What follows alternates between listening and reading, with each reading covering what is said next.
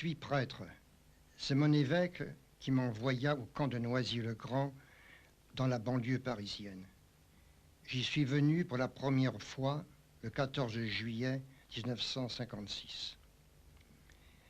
Les familles que j'y rencontrais me rappelèrent la misère de ma mère. Les enfants qui m'assaillirent dès ce premier instant, c'étaient mes frères, c'était ma sœur, c'était moi, 40 ans plus tôt, rue Saint-Jacques à Angers. Depuis, les familles de ce camp ont inspiré tout ce que j'ai entrepris pour leur libération. Elles m'ont saisi, elles m'ont habité, elles m'ont entraîné, elles m'ont poussé à créer avec elles le mouvement. Elles se sont donné une identité en se forgeant un nom, celui de Carmonde.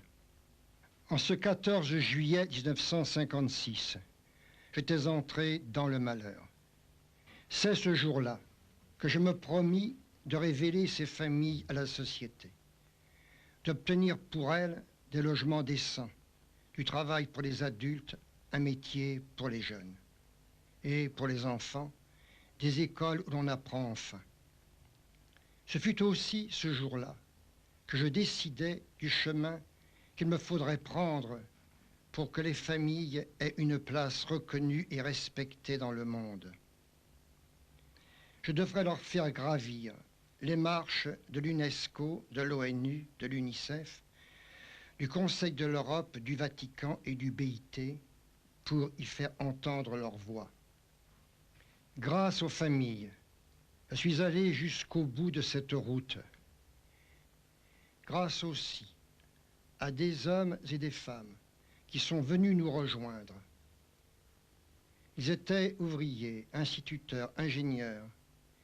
Ils n'avaient que leur refus de la misère, que leur métier et leur cœur à offrir. Ils venaient les mains nues, sans argent, sans pouvoir, sans prestige. Leur acharnement et leur courage ont bâti le volontariat.